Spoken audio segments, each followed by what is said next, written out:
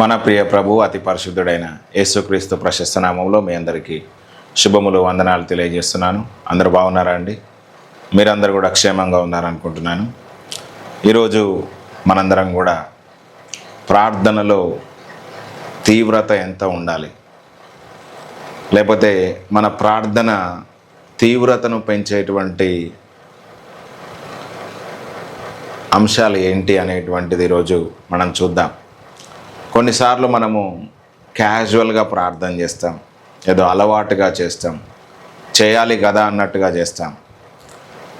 కానీ కొన్నిసార్లు ఒక పాయింట్ ఆఫ్ టైంకి మనం వెళ్ళినప్పుడు, కొన్ని సిచ్యువేషన్స్ గుండా మనం ప్రయాణం చేసినప్పుడు మన ప్రార్థనలో తీవ్రత అనేటువంటిది కనిపిస్తుంది.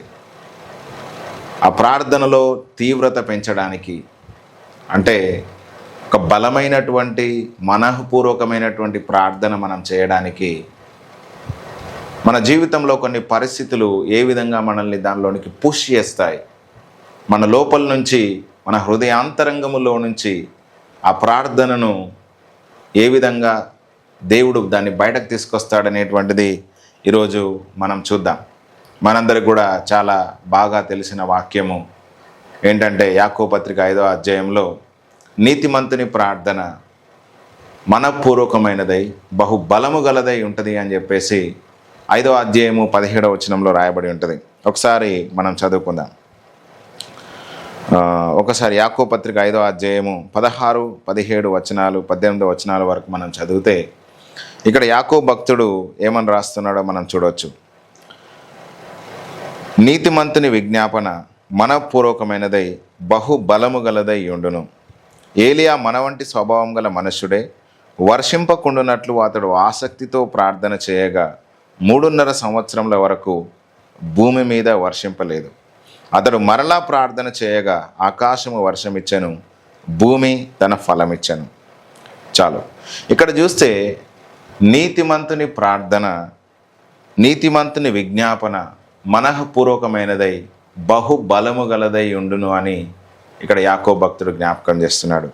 మనం ఆ మాటను ఇంగ్లీష్లో కనుక చదివితే NIV వర్షన్లో a prayer of a righteous man is powerful and effective. మనం NLT ట్రాన్స్లేషన్లో కనుక చదివినట్లయితే the earnest prayer of a righteous person has a great power and produces wonderful results.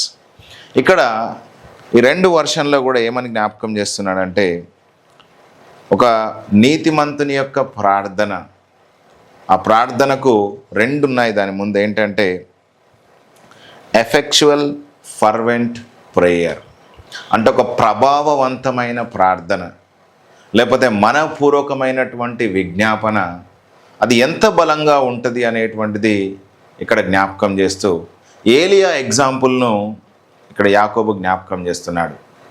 ఏలియా మన వంటి స్వభావము గల మనుష్యుడే, కానీ అతడు ప్రార్థన చేశాడు, అతడు ఆసక్తితో ప్రార్థన చేశాడు, అతడు ప్రభావపూర్వకంగా ప్రార్థన చేశాడు, మనఃపూర్వకంగా అతడు ప్రార్థన చేశాడు. అందువలన 3.5 సంవత్సరాలు వర్షం పడలేదు. మళ్ళీ అతడు ప్రార్థన చేసినప్పుడు వర్షం పడింది, భూమి తన ఫలం ఇచ్చింది అని ఇక్కడ జ్ఞాపకం చేస్తున్నాడు. ఈ వాక్యము మీకు చాలామంది కూడా తెలుసు, కానీ పరిశుద్ధాత్మ దేవుడు కొన్ని ప్రత్యేకమైనటువంటి విషయాలను నేను ఈ వాక్యము ధ్యానిస్తున్నప్పుడు దేవుడు నాతో మాట్లాడాడు. ఆ విషయాలన్నింటినీ కూడా ఈరోజు మీతో నేను పంచుకోవడానికి ప్రయత్నం చేస్తాను. ఈ వాక్యం ద్వారా తప్పకుండా దేవుడు మీతో మాట్లాడతాడని నేనైతే విశ్వసిస్తున్నాను. సరే, ఇక్కడ దేవుడు మనల్ని మనఃపూర్వకమైనటువంటి విజ్ఞాపన వైపుకు, ఒక తీవ్రమైనటువంటి ప్రార్థనలోనికి మనల్ని ఏ విధంగా తోస్తాడు అనేటువంటిది ఈరోజు నేను ముఖ్యంగా జ్ఞాపకం చేస్తాను. This is the normal prayer. ఇది ఒక క్యాజువల్ ప్రేయర్ లాగా, నార్మల్ ప్రేయర్ లాగా ఉండదు. ఇది దేవుని సింహాసనాన్ని కదిలించేంతగా, దేవుడి నుంచి కార్యము పొందుకునేంతగా, ఇంకా అసాధ్యములను సాధ్యము చేసేంతగా, ఇక మన వల్ల కాదు అన్నటువంటి వాటిని దేవుని శక్తి చేత చేసేంతగా ఇది సాధ్యపరిచేటువంటి ప్రార్థన. ఈ తీవ్రమైనటువంటి ప్రార్థన వైపుకు మనము ఎలాంటి పరిస్థితుల్లోనికి నెట్టబడతాం. ఎలాంటి పరిస్థితుల్లో ఇలాంటి ప్రార్థన మనం చేస్తాము. అలా మనం దేవునికి తీవ్రమైనటువంటి ప్రార్థన లేకపోతే మనపూర్వకమైనటువంటి ప్రార్థన చేసినప్పుడు ఎలాంటి ఉత్తరం దేవుని దగ్గర నుంచి వస్తుందో ఈరోజు మనము ఇన్డెప్త్గా మనం చదువుదాం. అయితే మొట్టమొదటిగా మనము ఒక ఉదాహరణను మనం చూద్దాం. పరిశుద్ధ గ్రంథంలో నుంచి వాక్యము మీకు అర్థం కావడానికి నేను కొన్ని ఎగ్జాంపుల్స్ చూస్తూ మనము వాక్యమును ధ్యానం చేసుకుందాం. ఒకసారి మొదటి సమూయేలు గ్రంథంలోనికి వద్దాం. మొదటి సమూయేలు గ్రంథం 1వ అధ్యాయంలో ఇక్కడ ఒక కుటుంబం ఉంటుంది. ఆ కుటుంబం ఎవరు అని అంటే ఎల్కానా, అదేవిధంగా అతనికి 2 భార్యలు ఉంటారు. వాళ్ళు ఎవరంటే హన్నా, అదేవిధంగా పెనిన్నా. హన్నా గొడ్రాలు, పెనిన్నాకు చాలామంది పిల్లలు ఉన్నారు. అయితే ఇక్కడ మనం కొన్ని మాటలు చదువుకుందాం.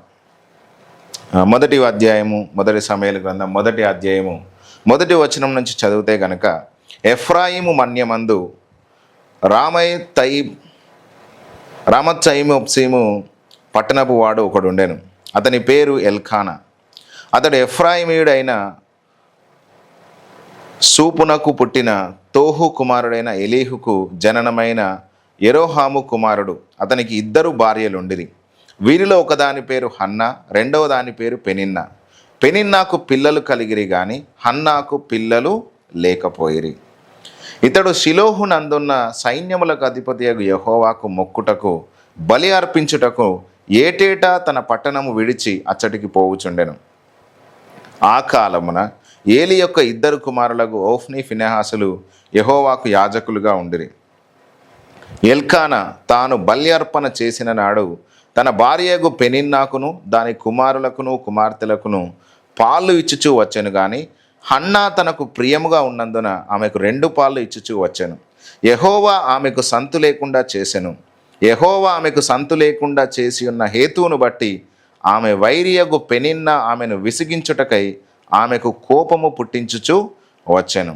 ఎల్కానా ఆమెకు ఏటేటా ఆ రీతిగా చేయుచుండగా హన్నా యెహోవా మందిరమునకు పోవునప్పుడెల్లా అది ఆమెకు కోపము పుట్టించెను.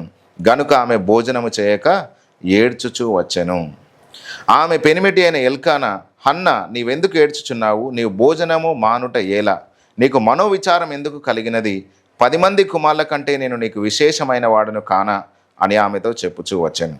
వారు షిలోహులో అన్నపానములు పుచ్చుకొనిన తర్వాత హన్నా లేచి యాజకుడైన ఏలీ మందిర స్తంభము దగ్గరనున్న ఆసనం మీద కూర్చుండి ఉండగా బహు దుఃఖాక్రాంతురాలై వచ్చి యెహోవా సన్నిధిని ప్రార్థన చేయుచు బహుగా ఏడ్చుచు, సైన్యములకు అధిపతి యెహోవా, నీ సేవకురాలైన నాకు కలిగి ఉన్న శ్రమను చూచి నీ సేవకురాలైన నన్ను మరొక జ్ఞాపకం చేసుకొని నీ సేవకురాలైన నాకు మగపిల్లను దయచేసిన ఎడల వాని తల మీదికి క్షౌరపు కత్తి ఎన్నటికి రానియక వాడు బ్రతుకు దినములన్నిటను నేను వారిని యెహోవా నగు నీకు అప్పగింతునని మొక్కుబడి చేసుకొనెను. ఆమె యెహోవా సన్నిధిని ప్రార్థన చేయుచుండగా ఏలీ ఆమె నోరు కనిపెట్టుచుండెను. ఏలైనగా హన్నా తన మనస్సులోనే చెప్పుకొనుచుండెను. ఆమె పెదవులు మాత్రము కదులుచుండి ఆమె స్వరము వినబడక ఉండెను. గనుక ఏలీ ఆమె మత్తురాలై ఉన్నదనుకొని, ఎంతవరకు నువ్వు మత్తురాలై ఉందువు? నువ్వు ద్రాక్షారసమును నీ యొద్ద నుండి తీసివేయమని చెప్పగా హన్నా, అది కాదు నా ఏలినవాడా, నేను మనోదుఖము గలవదాననై ఉన్నాను. నేను ద్రాక్షారసంనైనను మద్యమునైనను పానము చేయలేదు కానీ నా ఆత్మను యెహోవా సన్నిధిని కుమ్మరించుకొనుచున్నాను. నీ సేవకురాలైన నన్ను పనికిమాలిన దానిగా ఎంచవద్దు.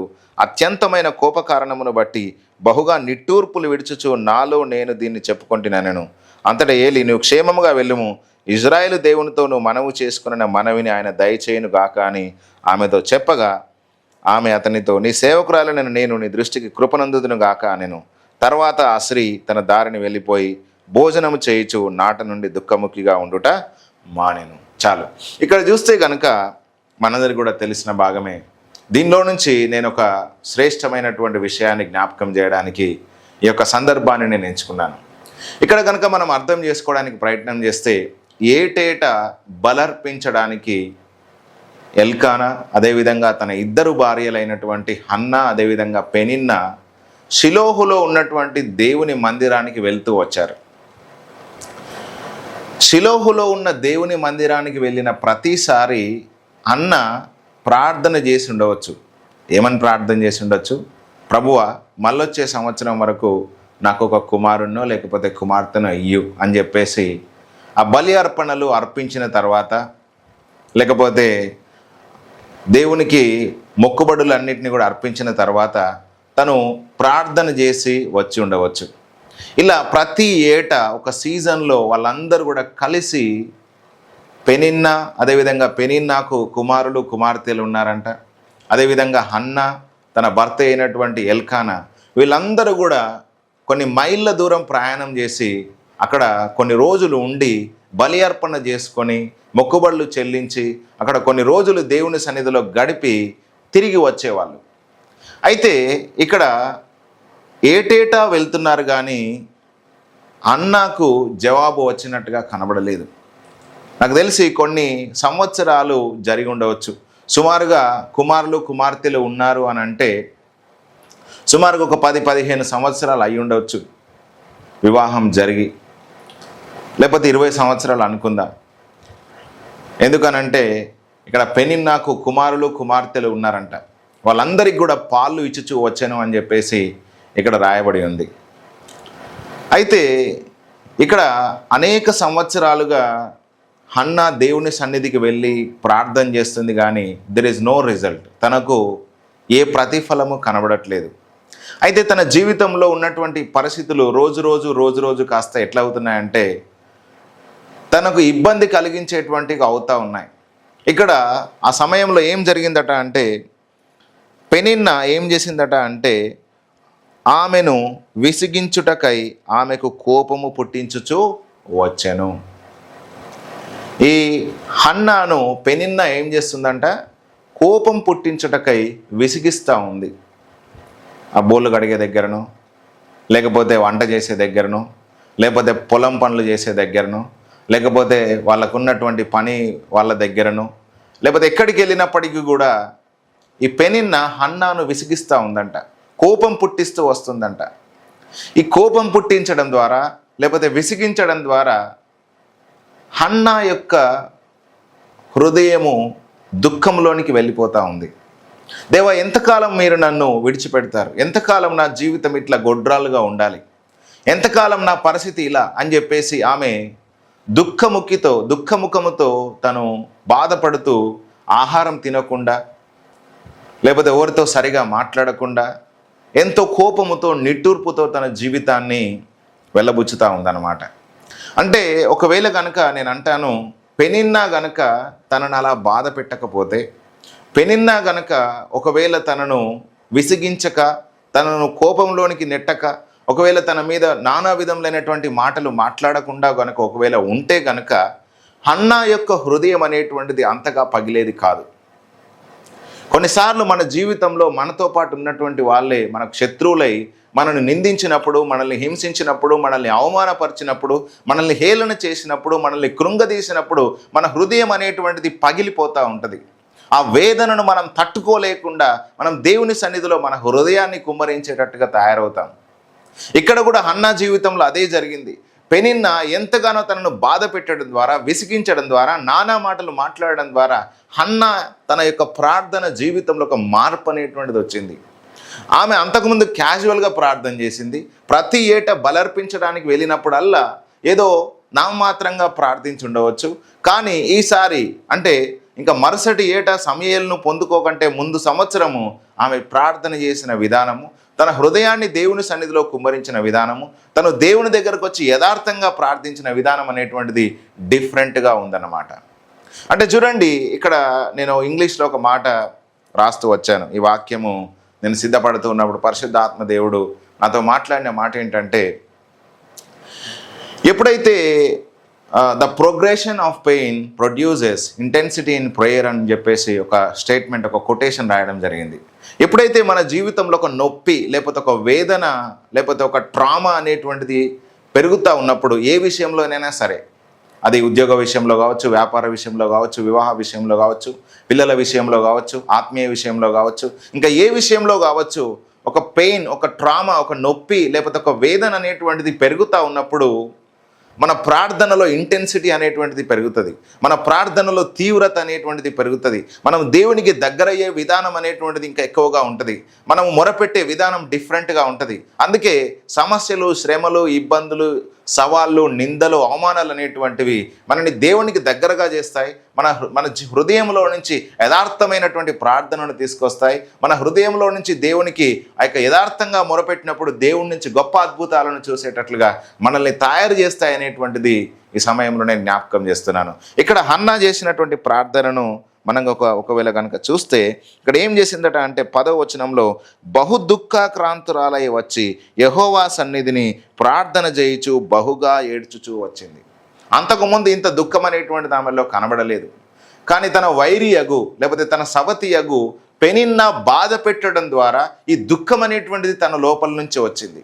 ఈ పెనిన్నా తనను మాటిమాటికి విసిగించి కోపం పుట్టించడం ద్వారా పెనిన్నాతో పాటు తన బంధువుల్లో కూడా అనేక మంది దుఃఖపెట్టారేమో, లేకపోతే తన గ్రామస్తుల్లో కూడా అనేకులు ఎన్నో చోట్ల మాట్లాడుతూ వచ్చారేమో. వివాహం జరిగి ఎన్ని సంవత్సరాలైంది, ఇంకా హన్నాకు పిల్లలు లేరు, తన యొక్క సవతియగు పెనిన్నాకు ఇంతమంది కుమారులు కుమార్తెలు ఉన్నారు, ఇక పిల్లలు పుట్టరేమో, ఇక గొడ్రాలుగా ఉంటుందేమో, ఇంకా తన జీవితాన్ని చూసుకునేవాడు ఎవడు అని చెప్పేసి ఈ విధంగా నానా రకాలుగా అవమానపరిచి హేళన చేసి నిందించినటువంటి పరిస్థితులు తన జీవితంలోనికి ఎక్కువైన కొలది తన హృదయంలో వేదన అనేటువంటిది ఎక్కువ అవుతా ఉందన్నమాట. The progression of pain produces intensity in the prayer. మన జీవితంలో మనకు ఆ యొక్క సమస్య యొక్క తీవ్రత పెరుగుతున్న కొలది, మన హృదయంలో మన యొక్క వేదన అనేటువంటిది పెరుగుతున్న కొలది, ఏ సమస్య విషయమైనా సరే ఆ సమస్య విషయమే మన జీవితంలో ఆ యొక్క వేదన అనేటువంటిది పెరుగుతున్న కొలది మన హృదయాన్ని దేవుని మీద, దేవుని సన్నిధిలో కుమ్మరిస్తాం, పూర్తిగా కుమ్మరిస్తాం, యథార్థంగా మనం ప్రార్థిస్తాం. అప్పుడు దేవుడి నుంచి ఒక గొప్ప అద్భుతాన్ని పొందుకోవడానికి మనం అతి సమీపంగా ఉంటామనేటువంటిది ఈ సమయంలో నేను జ్ఞాపకం చేస్తున్నాను. అయితే ఇక్కడ ఏం జరిగిందట అంటే, దుఃఖాక్రాంతురాలై యెహోవా సన్నిధిని ప్రార్థన చేయుచు బహుగా ఏడ్చుచు. ఒకవేళ కనుక ప్రభువా మీరు నన్ను జ్ఞాపకం చేసుకొని నాకు కలిగి ఉన్న శ్రమను చూసి ఒకవేళ నువ్వు నాకు మగబిడ్డను దయచేస్తే ఆయన నీకు ప్రతిష్ఠిస్తాను అని చెప్పేసి ఇక్కడ ప్రార్థన చేసినట్టుగా మనం చూస్తాం. అయితే తన ఆత్మను దేవుని సన్నిధిని కుమ్మరించుకున్నట్టుగా ఇక్కడ మనము 15వ వచనంలో మనం చూస్తూ ఉన్నాం. ఆ తర్వాత ఏలి ఏమంటాడంటే, నువ్వు మనవి చేసుకున్న దాన్ని, నువ్వు వేడుకున్నటువంటి దాన్ని దేవుడు దయచేసును గాక అని చెప్పినప్పుడు ఆ రోజు నుంచి తను దుఃఖముఖిగా ఉండడం మానినట్టుగా, మరుసటి సంవత్సరం దేవుడు తనకు కుమారుణ్ణి ఇచ్చినట్టుగా, కుమారుణ్ణి దేవునికి అర్పించినట్టుగా మనం చూస్తూ ఉంటాం. అంటే ఇక్కడ మనం అర్థం చేసుకోవాల్సినటువంటి విషయం ఏమిటంటే, హన్నా జీవితంలో ఒక తీవ్రమైనటువంటి ప్రార్థన, లేకపోతే యథార్థమైనటువంటి ప్రార్థన, తన హృదయాన్ని కుమ్మరించేంతగా, తన ఆత్మను, తన మనస్సును అప్పగించి చేసేంత ప్రార్థన ఎప్పుడు తన జీవితంలో వచ్చింది అనంటే, అందరూ తనను హేళన చేసి అవమానపరిచినప్పుడు, అందరూ తనను నిందించినప్పుడు, ఎస్పెషల్గా పెనిన్నా తనను బాధ పెట్టి విసిగించినప్పుడు, ఆ దుఃఖాక్రాంతురాలై కోప కారణం చేత లేకపోతే ఏడుచుచు దేవునికి మొరపెట్టేంత తీవ్రతలోనికి తను నెట్టివేయబడింది. కాబట్టి ఈరోజు మీ జీవితంలో ఒకవేళ కనుక మీ సమస్య యొక్క తీవ్రత పెరుగుతుంది అంటే మీరు యథార్థంగా, మీరు తీవ్రమైనటువంటి ప్రార్థన చేయడానికి మీరు నెట్టబడుతున్నారనేటువంటిది అర్థం. కాబట్టి మీరు ఈ సమయంలో దేవుని సన్నిధిలోనికి వెళ్ళి మీరు ఆ యొక్క ఏడ్చుచు కన్నీరు కారుస్తూ, అదేవిధంగా మీ దుఃఖమునంతటిని, మీ మనోవేదన అంతటిని దేవుని సన్నిధిలో కుమ్మరించాల్సిన సమయం దగ్గరకు వచ్చింది. ఒకవేళ కనుక మీ సమస్యను మనుషుల దగ్గరికి వెళ్ళి చెప్తే అది ఎక్కువ చేస్తారు, ఇంకొక నలుగురికి వాళ్ళు చెప్పేస్తారు.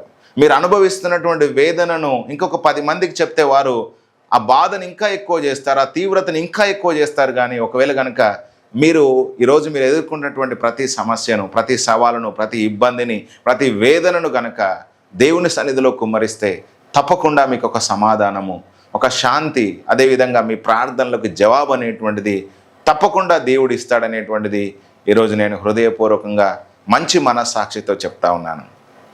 కాబట్టి ఈరోజు ఈ వాక్యం వింటున్న నా ప్రియమైన సహోదరులారా, స్నేహితులారా, మీరు ఎంతో శ్రమను, ఇబ్బందిని, వేదనను, బాధను ఒకవేళ కనుక మీరు అనుభవిస్తున్నారా, మీరు మీ హృదయాన్ని దేవుని సన్నిధిలో కుమ్మరించాల్సిన సమయం ఇది. మీరు మీ జీవితంలో ఈ పరిస్థితి గుండా నెట్టివేయబడుతున్నప్పుడు మీలో నుంచి దేవుడు ఎక్స్పెక్ట్ చేసేది ఏంటంటే, హృదయపూర్వకంగా తీవ్రంగా ప్రార్థించేటువంటి పరిస్థితిలో మీరు ఉన్నారు. కాబట్టి మీరు ఆ ప్రార్థన చేయాల్సినటువంటి స్థితిలోనికి మీరు నెట్టివేయబడుతున్నప్పుడు మీరు విజ్ఞాపన చేయాలి, ప్రార్థన చేయాలి, మీ హృదయాన్ని దేవుని సన్నిధిలో కుమ్మరించాలి. అప్పుడు దేవుడు ఖచ్చితంగా మీకు సహాయం చేస్తాడు. ఇక్కడ హన్నా జీవితంలో దేవుడు అద్భుతం చేసినట్టుగా మీ జీవితంలో కూడా అద్భుతం చేసి మీ కొరకు ఆయన ద్వారాలను తెరుస్తాడనేటువంటిది నేను ఈ సమయంలో జ్ఞాపకం చేస్తున్నాను. సరే, ఈ సమయంలో ఒక మాట చదువుకుందాం. దేవుడు ఎందుకు పర్పస్ఫుల్గా మన శత్రువుల మధ్య మనల్ని ఉంచుతాడు? మనల్ని బాధించేటువంటి వారు మన పక్కనే ఎందుకు ఉంచుతాడు? ఒక గొప్ప కార్యములను దేవుడు చేయకంటే ముందు మనల్ని ఈ ప్రాసెస్ గుండా ఎందుకు తీసుకుపోతాడు అనేటువంటిది ఈరోజు మనం చూద్దాం. యెషయా గ్రంథం 66వ అధ్యాయము, యెషయా గ్రంథం 66వ అధ్యాయం 7వ వచనం నుంచి మనము 9వ వచనం వరకు చదువుదాం. ప్రసవ వేదన పడక మునుపు ఆమె పిల్లను కనినది, నొప్పులు తగలక మునుపు మగ పిల్లను కనినది. అట్టి వార్త ఎవరు వినియుండిరి? అట్టి సంగతులు ఎవరు చూచిరి? ఒక జనమును కనుటకు ఒకనాటి ప్రసవ వేదన చాలున? ఒక్క నిమిషంలో ఒక జనము జన్మించున? సియోనుకు ప్రసవ వేదన కలగగానే ఆమె బిడ్డలను కనెను. నేను ప్రసవ వేదన కలగజేసి కనిపింపక మానేదనా? చూడండి ఇక్కడ, నేను ప్రసవ వేదన కలగజేసి కనిపింపక మానేదనా అని యెహోవా అడుగుచున్నాడు. పుట్టించువాడైన నేను గర్భమును మూసేదనా అని నీ దేవుడు అడుగుచున్నాడు. చూడండి, ఇక్కడ దేవుడు మాట్లాడుతున్న మాట ఏంటంటే, ప్రసవ వేదన పడక మునుపు ఆమె పిల్లను కనినది, నొప్పులు తగనక మునుపు మగపిల్లను కనినది. ఇట్టి వార్త ఎవరు వినియుండిరి? చూడండి, ప్రసవ వేదన కలగకుండా, నొప్పులు తగలకుండా ఎవరైనా ఒక బిడ్డకు జన్మనిస్తారా? ఇవ్వరు కదా. అట్లాంటి మాట మీరు ఎక్కడైనా విన్నారా? చూడండి, ఇప్పటి కాలంలోనంటే ఆపరేషన్స్ వచ్చాయి, కానీ ఇంతకుముందు కాలంలో ఓల్డెన్ డేస్లో ఏముండేవండి? ఖచ్చితంగా ఒక స్త్రీ కుమారునికో లేకపోతే కుమార్తెకో జన్మనివ్వాలంటే తను ప్రసవ వేదన అనుభవించాల్సిందే. ఆ నొప్పులు ఖచ్చితంగా ఆమె అనుభవించాల్సిందే. ఆ ప్రసవ వేదన కలగకుండా తను ఒక బిడ్డకు జన్మనివ్వడం అనేటువంటిది అసాధ్యము. ఇక్కడ దేవుడు అంటున్న మాట ఏంటంటే, అట్టి వార్త మీరు ఎక్కడైనా విన్నారా? అట్టి సంగతులు ఎవరినైనా చూసారా? ఒక జనాన్ని కనుటకు ఒక్కనాటి ప్రసవ వేదన చాలునా? ఒక జనాంగాన్ని కనాలంటే ఎంత ప్రసవ వేదన కావాలి? ఎన్నిసార్లు ప్రసవ వేదన పడాలి? ప్రసవ వేదన అనేటువంటిది మామూలుగా ఉండదు. ఒకసారి ఆ స్త్రీని అడిగితే చెప్తుంది ఎంత వేదన ఉంటుందో. ఒక బిడ్డను జన్మనివ్వడానికి తను ఎంత వేదన పడుతుందో తను మాట్లాడుతూ ఉంటుంది, చెప్తూ ఉంటుంది. కొంతమంది చెప్తారు చచ్చి పుట్టినట్టుగా ఉంటుంది అంటారు. అంత వేదనను వారు అనుభవిస్తారు. ఇక్కడ దేవుడు మాట్లాడుతున్న మాట ఏంటంటే, ఒక జనాన్ని కనాలంటే ఒక్కనాటి ప్రసవ వేదన సరిపోతుందా? ఎన్నిసార్లు ప్రసవ వేదన పడాలి మీరు అని ఇక్కడ జ్ఞాపకం చేస్తున్నాడు. ఒక్క నిమిషంలో ఒక జనము జన్మించున? సియోనునకు ప్రసవ వేదన కలగగానే ఆమె బిడ్డలను కనెను. సియోనునకు ప్రసవ వేదన కలగగానే ఆమె బిడ్డలను కనెను.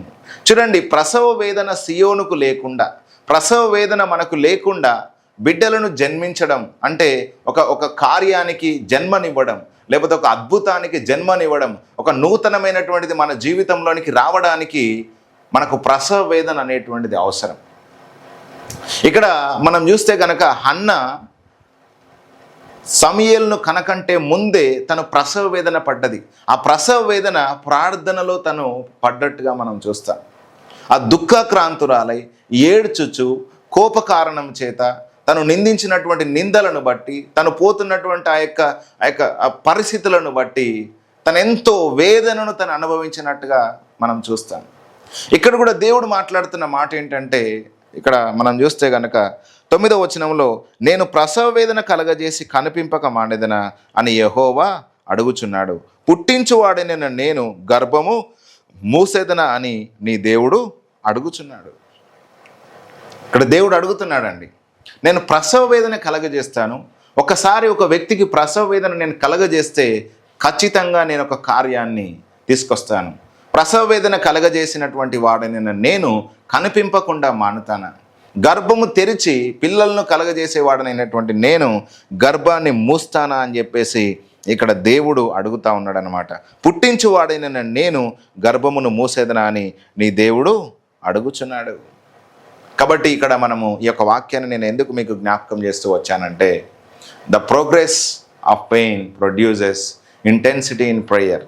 ఎప్పుడైతే మన జీవితంలో ఒక ప్రసవ వేదన సమస్యలను బట్టో, లేకపోతే ఇబ్బందులను బట్టో, ఇరుకులను బట్టో, ఆర్థిక సమస్యలను బట్టో, లేకపోతే నిందలను బట్టో, అవమానాలను బట్టో, మీ భర్త మాట వినకపోవడం బట్టో, లేకపోతే మీ పిల్లలు మీ యొక్క మాట వినకపోవడం బట్టో, ఎంత కష్టపడ్డా మీరు ఎదగలేనటువంటి స్థితిలోనికి వెళ్ళిపోవడం బట్టో, పరిస్థితులన్నీ కూడా వ్యతిరేకించడంను బట్టో, మీరు మీ జీవితంలో కొంత వేదన, దుఃఖం అనేటువంటిది ఈరోజు అనుభవిస్తున్నారు కావచ్చు. ఆ వేదనను, ఆ దుఃఖాన్ని మీరు ఏడుస్తూ కూర్చోవడం కాదు, దుఃఖపడుతూ ఉండడం కాదు, దాన్ని మీరు ప్రార్థనకు కన్వర్ట్ చేయాలి. చాలామంది సమస్యలు వచ్చాయని ఏడుస్తూ కూర్చుంటారు.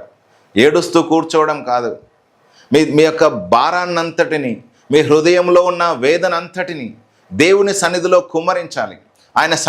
ఆయన సన్నిధిలోనికి వెళ్ళి మీరు ప్రార్థన చేయాలి. ఊరికే కూర్చుంటే, ఏడుస్తూ కూర్చుంటే సమస్యలు అనేటువంటి పరిష్కారము కావు. అలా పరిష్కారం అయినట్టుగా మనం ఎక్కడ కూడా చూడము. మన సమస్యను బట్టి, మనకున్నటువంటి ఇబ్బందిని బట్టి మనం దేవునికి మొరపెట్టాలి. ఆ ప్రసవ వేదన గుండా మనం వెళ్తున్నప్పుడు మనము ఖచ్చితంగా ఒక కార్యమునకు జన్మనిస్తాం. ఒకనాటి ప్రసవ వేదన ఒక జనాన్ని కనడానికి సరిపోదు.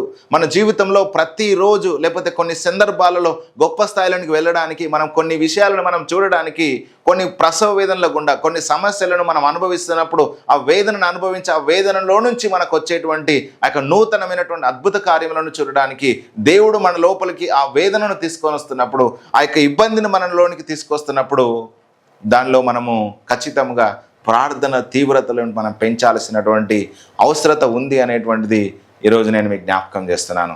హన్న ఆ సిచ్యువేషన్ గుండా వెళ్ళినప్పుడు తను ఎంతగానో తన హృదయాన్ని దేవుని సన్నిధిలో కుమ్మరించింది, అద్భుతాన్ని తన జీవితంలో చూసింది.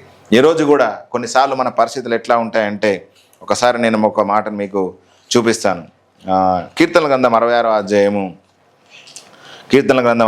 అధ్యాయంలో ఒక మాట చక్కగా రాయబడి ఉంటుంది. దాన్ని ఒకసారి నేను మీకు చూపిస్తాను. కీర్తనల గ్రంథం 66వ అధ్యాయము 10వ వచనము నుంచి మనం ఒకసారి చదువుదాం. దేవా, నీవు మమ్మను పరిశీలించి ఉన్నావు, వెండిని నిర్మలము చేయు రీతిగా మమ్మను నిర్మలులను చేసి ఉన్నావు. నీవు బందీ గృహంలో మమ్ము ఉంచితివి, మా నడుముల మీద గొప్ప భారములు పెట్టితివి. నరులు మా నెత్తి మీద ఎక్కున్నట్లు చేసితివి, మేము నిప్పులలోనూ నీళ్ళలోనూ పడితిమి, అయినను నీవు సమృద్ధి గల చోటికి మమ్మను రప్పించి ఉన్నావు. చాలు. ఇక్కడ మనం చూస్తే గనక ఒక కీర్తన రాస్తా ఉన్నారు. వాళ్ళ పరిస్థితిలో, తమ జీవితంలో ఎదురైనటువంటి పరిస్థితులను జ్ఞాపకం చేస్తూ రాస్తున్న మాట ఏంటంటే, వెండిని నిర్మలము చేయు రీతిగా మమ్మును నిర్మలులను చేసి ఉన్నావు. ఒక వెండిని పరిశుద్ధపరచాలంటే ఏం చేస్తామండి? దాన్ని తీసుకెళ్ళి అగ్నిలో వేస్తాం, దాన్ని తీసుకెళ్ళి కొలిమిలో వేస్తాం. అప్పుడు ఆ కొలిమిలో ఆ మంటకు, ఆ వేడికి ఏమవుతుందండి? ఆ వెండి కాస్త కరుగుతుంది. అందులో ఉన్నటువంటి మలినాలన్నీ కూడా మసి మాడిపోయి బూడిదైపోతాయి. స్వచ్ఛమైనటువంటి వెండిగా అది తయారవుతుంది. అదేవిధంగా ఇక్కడ దేవుడు ఏం చేశాడట అంటే, బందీ గృహంలో వారిని ఉంచాడంట. బందీ గృహం అంటే ఆ చెరసాలలో, ఆ బందీ గృహం అంటే ఆ బంధకాల్లో వాళ్ళని ఉంచాడంట. నీవు బందీ గృహంలో మమ్మల్ని ఉంచితివి, మా నడుముల మీద గొప్ప భారములు పెట్టితివి. మామూలు భారం కాదంట, గొప్ప భారములు వాళ్ళని మీద పెట్టాడంట. నరులు మా నెత్తి మీద ఎక్కున్నట్లు చేసితివి. ఎక్కడ ఎక్కారంట? నడుము మీద కాదు, లేకపోతే వీపు మీద కాదు, నెత్తి మీద ఎక్కారంట. నెత్తి మీద ఎక్కినప్పుడు ఎంత భారం ఉంటుందండి? నరులు మా నెత్తి మీద ఎక్కున్నట్లు చేసితివి, మేము నిప్పులలోనూ నీళ్ళలోనూ పడితిమి. ఒక అడుగు తీసి అడుగేస్తే నిప్పుల్లో పడుతుందంట, నీళ్ళలో పడుతుందంట. నిప్పుల్లో పడితే ఎట్లుంటుందండి? అరికాళ్ళు కాలుతాయి. నీళ్ళలో పడితే మునిగిపోతూ ఉంటాం, దరి దొరకదు. ఇలా ఉంది తమ పరిస్థితి. అయినప్పటికీ నీవు సమృద్ధి గల చోటికి మమ్మను రప్పించి ఉన్నావు. హల్లెలూయా. చూడండి, ఇక్కడ వారి పరిస్థితి అనేటువంటిది అలాగనే లేదు. నిప్పుల్లో పడ్డా, నీళ్ళలో పడ్డా, నరులు తమ నెత్తి మీద ఎక్కినట్లు చేసిన, అదేవిధంగా బందీ గృహంలో ఉంచిన, తమ నడుముల మీద గొప్ప భారములు పెట్టి, ఈ పరిస్థితులన్నింటిలో వాళ్ళు ఎట్లా తయారయ్యారంటే, వాళ్ళ ప్రార్థన తీవ్రతను పెంచారు. ప్రభువా, మేము నిప్పుల్లో పడుతున్నాం, నీళ్ళలో పడుతున్నాం, ఎటు చూసినా శ్రమలే మాకు కనబడుతున్నాయి, ఎటు చూసినా మాకు సమాధానం అనేటువంటిది కనబడట్లేదు, ఎటు చూసినా మాకు శ్రమ, నింద, అవమానాలే కనబడుతున్నాయి, మనుషులు మమ్మల్ని బాధిస్తున్నారయ్యా, మీరు మాకు సహాయం చేయండి అని దేవుణ్ణి వారు వేడుకున్నప్పుడు దేవుడు వారిని ఏం చేశాడంట, సమృద్ధి గల చోటికి వారిని తీసుకొచ్చాడు. ఇక్కడ హన్నాను కూడా ఏం చేశాడండి, దేవుడు సమృద్ధి గల చోటికి తీసుకొచ్చాడు. సమూయేలుని ఇవ్వడం మాత్రమే కాదు, సమూయేలు పుట్టిన తర్వాత దేవుడు మరి అనేక మంది బిడ్డలను దేవుడు వారికి ఇచ్చాడు. హన్నాకి ఇచ్చాడు. తన నోట దేవుడు స్తోత్ర గీతాన్ని ఉంచాడు. ఎంతో ఆనందంగా ఆమె దేవుడి నామాన్ని గణపరిచింది. ఆ విధంగా దేవుడు తన జీవితాన్ని చేశాడు. కాబట్టి కొన్నిసార్లు మీ పరిస్థితి కూడా, లేకపోతే మన పరిస్థితి కూడా ఇట్లనే ఉంటుంది. వెండిని నిర్మలం చేయడానికి ఏ విధంగానైతే అగ్నిలో మనం వేస్తామో, కొన్నిసార్లు మనం కూడా కొలిమిలో వేయబడ్డట్టుగా ఉంటుంది మన పరిస్థితి. ఎటు చూసినా మనకు సమస్యనే కనబడుతుంది. ఎటు చూసినా మనకు ఆదరణ అనేటువంటిది దొరకదు. ఎటు చూసినా మనకు పరిస్థితులు అనేటువంటివి కఠినంగానే కనబడతాయి. మార్గాలు తెరవబడ్డట్టుగా అనిపించవు. ఒక బాధ కాకపోతే ఒక బాధ, ఒక బాధ కాకపోతే ఒక బాధ. ఒక అడుగు తీస్తే నిప్పుల మీద పడుతుందంట. ఒక అడుగు తీసి మళ్ళీ అడుగేస్తే నీళ్ళలో పడుతుందంట. ఒకవేళ కనుక ఏదో సాదాసీదగా నడుచుకుంటూ పోదామంటే నెత్తి మీద మనుషులు ఉన్నారంట, నడుము మీద భారం ఉందంట. ఈ పరిస్థితి అనేటువంటిది వాళ్ళ జీవితంలో ఉంది. ఆ పరిస్థితి అంతటిని వారు తాలుకొని తమ హృదయపూర్వకంగా దేవునికి వాళ్ళు ప్రార్థించి సమృద్ధి గల చోటికి వాళ్ళు ప్రవేశించారు. ఈరోజు కూడా మీ జీవితంలో ఇలాంటి పరిస్థితులు ఉన్నప్పుడు మీరు హృదయపూర్వకంగా దేవుని సన్నిధిలో ప్రార్థన చేయాలి. మీ పిల్లలు, లేకపోతే మీ భర్త, లేకపోతే మీ భార్య, మీ కుటుంబము, మీ ఆర్థిక పరిస్థితులు, లేకపోతే మీ యొక్క జీవితంలో ఉన్న సవాళ్ళు, సమస్యలు ఏమున్నప్పటికీ కూడా వాటన్నిటి కొరకై తీవ్రంగా మీరు ప్రార్థన చేయాలి. ఏదో రిలాక్స్ కావద్దు. అలా సమస్యలు వస్తున్నాయంటేనే మీరు అలర్ట్ కావాలి. మీ హృదయాన్ని దేవుని వైపుకు తిప్పుకోవడానికి ఇవన్నీ కూడా వచ్చాయనేటువంటిది మీకు అర్థం కావాలి. ఒక బ్రేక్ త్రూ అనేటువంటిది మీ జీవితంలో రాబోతుంది. అదొక సూచన.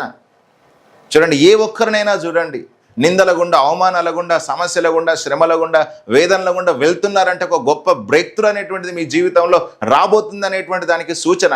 అందుకే దేవుడు అన్నాడు, ప్రసవ వేదన కలగజేసి నేను కనిపింపకుండా మానుతానా? సియోనుకు ప్రసవ వేదన కలగగానే ఆమె బిడ్డలను కనింది. కనిపించేవాడైనటువంటి నేను గర్భాన్ని మూస్తానా? కాబట్టి దేవుడు ఒక ప్రసవ వేదనను మన జీవితంలో కలగజేస్తున్నాడు అని అంటే మన జీవితంలో నుంచి ఒక బ్రేక్ త్రూ, లేకపోతే ఒక నూతనమైనటువంటిది ఉద్భవించబోతుంది. ఒక గొప్పదానికి మనం జన్మనివ్వబోతున్నాం అనేటువంటి దానికి మనం సిద్ధపడి ఉండాలన్నమాట. ఒకసారి మనం యోవేలు గ్రంథంలో 1వ అధ్యాయంలో కొన్ని మాటలు మనం చదువుకుందాం. అక్కడ దేవుడు ఇశ్రాయేలు ప్రజలను హెచ్చరిస్తూ ఉంటాడనమాట. వాళ్ళ పరిస్థితి ఎంత దయనీయంగా ఉంది అంటే, ఇశ్రాయేలు ప్రజలు దేవునికి తిరుగుబాటు చేశారు. ఆయన మాట వినలేదు. బయలుదేవతను, అస్తారోసు దేవతను వాళ్ళు అనుసరించారు. అదేవిధంగా ఘోరమైనటువంటి చెరలోనికి వాళ్ళు తీసుకొని పోబడ్డారు. బబులోను రాజు అయినటువంటి నెబుకద్నెజర్ రాజుకు దేవుడు వారిని అప్పగించాడు. 70 సంవత్సరాలు వాళ్ళు ఆ యొక్క దాసత్వంలో బానిసలుగా వాళ్ళు ఉన్నారు. వాళ్ళ పిల్లలను వాళ్ళు చంపేశారు. అదేవిధంగా వాళ్ళ యొక్క యవనులను, వృద్ధులను నాశనం చేశారు. భార్యలను చెరిపారు. అదేవిధంగా వాళ్ళ యొక్క ఆస్తి అంతటిని కూడా ఆక్రమించేసుకున్నారు. దాసులుగా, దాసిరాలుగా వాళ్ళ యొక్క ఇండ్లలో పెట్టేసుకున్నారు.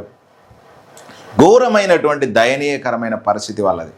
అట్టి పరిస్థితిలోనికి వాళ్ళు నెట్టివేయబడ్డప్పుడు ఇక్కడ దేవుడు వారితో మళ్ళీ మాట్లాడుతూ ఉన్నాడనమాట. ఒకసారి మనము యోవేలు గ్రంథము 1వ అధ్యాయంలో కనుక చదివితే అక్కడ వాళ్ళ పరిస్థితి ఎంత దీనంగా ఉంది, దయనీయంగా ఉంది. ఆ పరిస్థితిలో దేవుడు మళ్ళీ వారి మీద ప్రేమ చూపిస్తూ, వారి మీద కనికరం చూపిస్తూ ఏ విధంగా వారిని బయటకు తీసుకొచ్చాడనేటువంటిది మనము ఒకసారి చూద్దాం.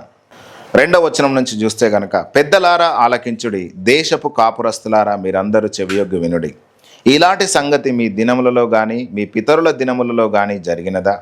ఒకసారి మీరు చూడండి అంటూ దేవుడు ఏమంటున్నాడంటే, ఈ సంగతి మీ బిడ్డలకు తెలియజేయుడి, వారు తమ బిడ్డలకు ఆ బిడ్డల రాబోవు తరము వారికి తెలియజేయుదురు. గొంగలి పురుగులు విడిచిన దానిని మిడతలు తినివేసి ఉన్నవి, మిడతలు విడిచిన దానిని పసరు పురుగులు తినివేసి ఉన్నవి, పసరు పురుగులు విడిచిన దానిని చీడ పురుగులు తినివేసి ఉన్నవి. మత్తులారా మేలుకొని కన్నీరు విడువుడి. ఇక్కడ దేవుడు ఒక అలారం, లేకపోతే ఒక అలర్ట్ చేస్తూ ఉన్నాడు ప్రజలందరినీ. ఒక్కసారి మీరు ఆలోచన చేసి చూడండి, మీ పితరుల దినంలో, వారి పితరుల దినములో ఇలాంటి కార్యములు ఏమైనా జరిగాయా? మీరు ఒకసారి ఆలోచన చేసుకోండి, ఏం జరిగిందంట ఇక్కడ. గొంగలి పురుగులు విడిచిన దానిని మిడతలు తినేశాయంట, మిడతలు విడిచిపెట్టిన దాన్ని పసరు పురుగులు తినేశాయి, పసరు పురుగులు విడిచిన దాన్ని చీడ పురుగులు తినేశాయి. ఇంకా ఏమీ మిగలలేదు, అంతా కూడా పోగొట్టుకున్నారు. మత్తులారా మేలుకొని కన్నీరు విడవండి. అయినప్పటికీ ఇంకా మత్తులుగానే ఉన్నారంట. ఇంత నష్టం జరిగినా, ఇంత వేదన వాళ్ళ జీవితంలోనికి వచ్చినా, తమ పిల్లలను పోగొట్టుకున్నారు, తమ భార్యలను పోగొట్టుకున్నారు, తమ భర్తలను పోగొట్టుకున్నారు, ఆస్తి పోయింది, అంతస్తులు పోయాయి, మహిమ పోయింది, దాసత్వంలోనికి వెళ్ళిపోయారు, ఏ పని చెప్తే ఆ పని చేసేటువంటి స్థితిలోనికి వాళ్ళు వెళ్ళిపోయారు. ఇట్లాంటి పరిస్థితిలో ఉన్నప్పటికీ కూడా వాళ్ళు ఎట్లున్నారంట, మత్తులుగానే ఉన్నారు, మాకేం సమస్య లేదన్నట్టుగా ఉన్నారు. అందుకే దేవుడు ఇక్కడ వాళ్ళని అలర్ట్ చేస్తూ ఉన్నాడు. కొంతమంది కూడా ఇట్లనే ఉంటారు, ఎంత సమస్య వచ్చినా సరే నిండా తింటారు, పడుకుంటారు, నాకేం సమస్య లేదన్నట్టుగా ఉంటారు. అలా కాదండి. దేవుడు మాట్లాడుతున్న మాట ఏంటంటే, మీరు అవేకన్ కావాలి, మీరు మేల్కోవాలి. ఇంకెంతకాలం మత్తులుగా ఉంటారు? ఎంతకాలం మీకున్నటువంటి సమస్యను బట్టి దేవుని సన్నిధిలో విలపించరు? దాని యొక్క ఆ పరిస్థితుల్లో నుంచి బయటకు రావడానికి మీరు ఎందుకు ప్రయత్నం చేయట్లేదు, ఎందుకు వేడుకోవట్లేదు అని ఇక్కడ ఈరోజు దేవుడు మిమ్మల్ని అడుగుతున్నాడు. మీ కుటుంబంలో సమస్యలు ఉండొచ్చు, సవాళ్ళు ఉండొచ్చు. వాటన్నిటి నుంచి బయటకు రావడానికి దేవునితో మనము ఖచ్చితంగా పెనుగులాడాలి, లేకపోతే ప్రార్థన చేయాలి. మనం దేవుని సన్నిధిలో ఏడవాలి, మొరపెట్టాలి.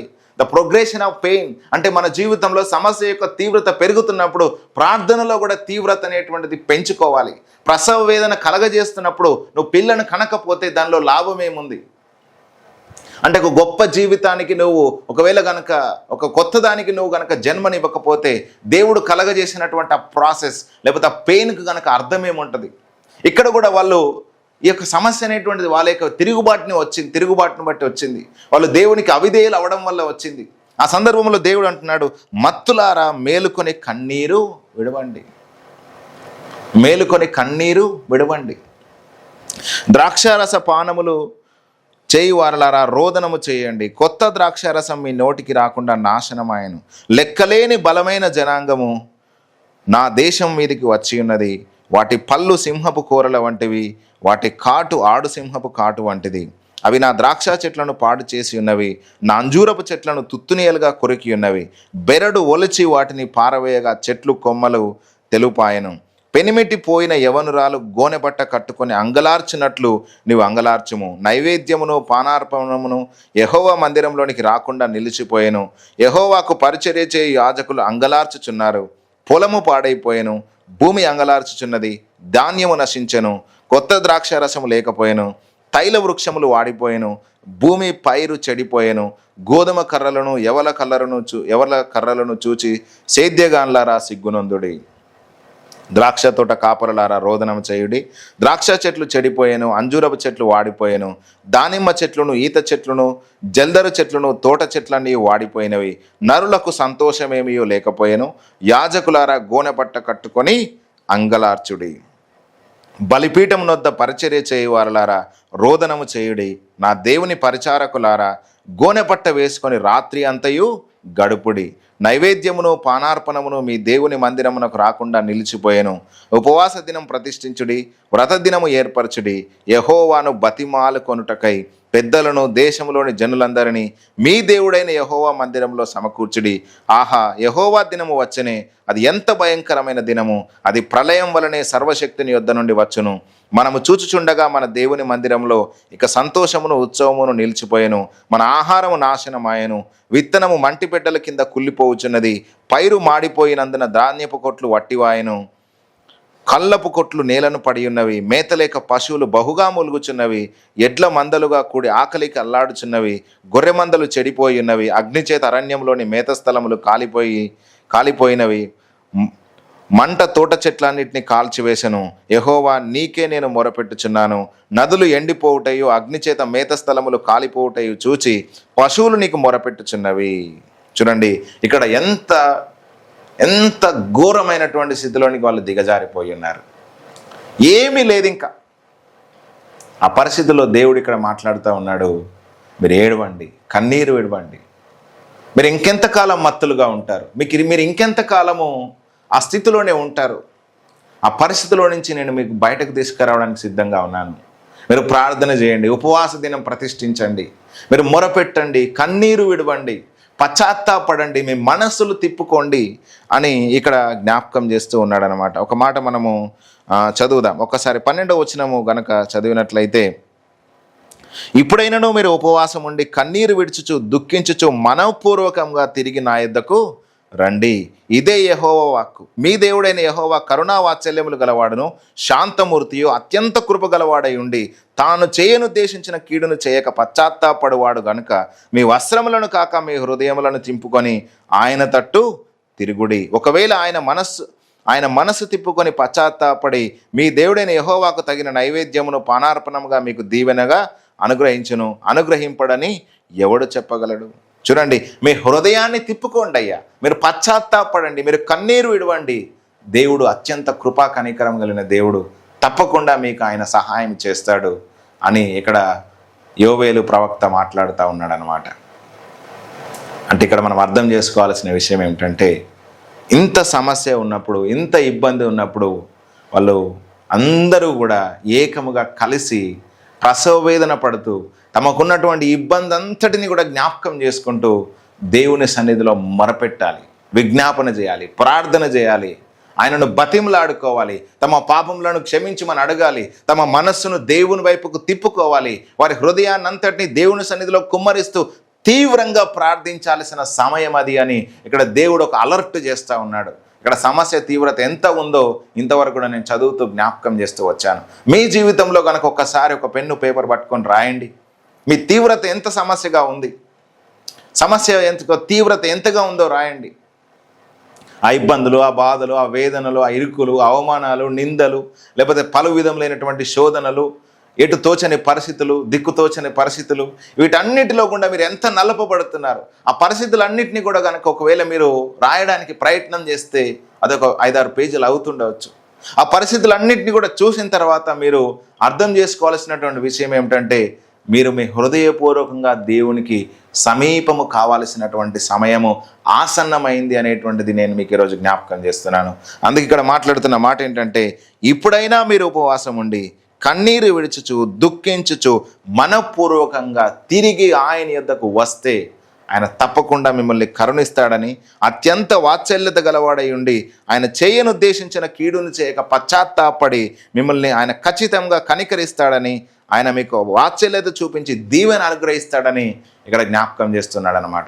కాబట్టి ఈరోజు ఈ వాక్యం వింటున్న నా ప్రియమైన సహోదరులారా, స్నేహితులారా, దేవుని యొక్క ప్రేమను బట్టి, వాత్సల్యతను బట్టి మీకు జ్ఞాపకం చేసే మాట ఏంటంటే, మీకున్నటువంటి సమస్యలను బట్టి దుఃఖిస్తూ, లేకపోతే ఇంకొవరికో ప్రార్థన సహాయాన్ని కోరుతూ, లేకపోతే ఇంకొవరి మీదనో ఆధారపడడం కాదు, మిమ్మల్ని మీరు తగ్గించుకొని మీ హృదయాన్ని, మీ యొక్క మనస్సును విరుచుకొని దేవునికి మీరు పానార్పణంగా పోయబడి, ప్రభువా నా జీవితాన్ని నువ్వు మార్చండి అయ్యా, దేవా మీరు మాత్రమే నా జీవితాన్ని మార్చగలరు అని గనక ఈరోజు మీరు తీవ్రంగా హృదయపూర్వకంగా మీరు ప్రార్థన చేస్తున్నప్పుడు ఖచ్చితంగా దేవుడు మీ ఎడల వాత్సల్యత చూపిస్తాడనేటువంటిది నేను ఈ సమయంలో జ్ఞాపకం చేస్తున్నాను. ఒకసారి మనం విలాప వాక్యములో కనుక ఒక మాట చదివితే అక్కడ లామెంటేషన్స్ అంటే విలాపములు, ఇశ్రాయేలు ప్రజలు ఉన్నటువంటి శ్రమలో ప్రవక్త అయినటువంటి ఇర్మియా విలాపము చేస్తూ ఉన్నాడు, ప్రలాపిస్తూ ఉన్నాడు. ఏమని ప్రలాపిస్తున్నాడో ఒకసారి మనం చూద్దాం. ఇక్కడ ఒక మాట మనము చదువుదాం. నా జనులకు కలిగినటువంటి వేదనను బట్టి, ఇబ్బందిని బట్టి ఎంత దుఃఖంలోనికి అతడు వెళ్ళి ఉన్నాడు. కరుణ గురించి, కనికరాన్ని గురించి అతడు ఎంత గొప్పగా ప్రార్థిస్తున్నాడో మనం చూస్తూ ఒక మాటను మనం చదువుకుందాం. ఈ 2వ అధ్యాయము విలాప వాక్యములు 2వ అధ్యాయము ఒకసారి 17వ వచనం నుంచి మనము చూద్దాం. యెహోవా తాను యోచించిన కార్యం ముగించి ఉన్నాడు, పూర్వ దినములలో తాను విధించినది ఆయన నెరవేర్చి ఉన్నాడు. శేషము లేకుండా నిన్ను పాడు చేసి ఉన్నాడు, నిన్ను బట్టి శత్రువులు సంతోషించినట్లు చేసి ఉన్నాడు, నీ పగవారి శృంగమును హెచ్చించి ఉన్నాడు. జనులు హృదయపూర్వకముగా యెహోవాకు మొరపెట్టుదురు. ఎప్పుడంట హృదయపూర్వకంగా వాళ్ళు దేవునికి మొరపెడుతున్నారంట? ఎప్పుడైతే దీని అవస్థలోనికి వాళ్ళు వెళ్ళారో అప్పుడు జనులు ఏం చేయడం మొదలుపెట్టారంట? హృదయపూర్వకంగా మొరపెడుతున్నారంట. ఇంకేం చేస్తున్నారంట?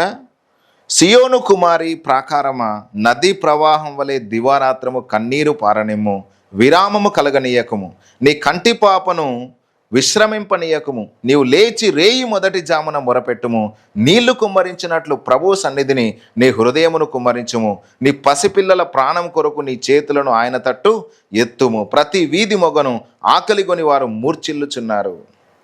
చూడండి, ఇక్కడ దేవుడు మాట్లాడుతున్న మాట ఏంటంటే, నీవు లేచి రేయి మొదటి జామున మొరపెట్టుము. ఒక నీళ్లు కుమ్మరించినట్లుగా దేవుని సన్నిధిలో కుమ్మరించుము నీ హృదయాన్ని. నీ పసిపిల్లల ప్రాణం కొరకు నువ్వు ప్రార్థన చేయు, నీ కుటుంబం కొరకు ప్రార్థన చేయు.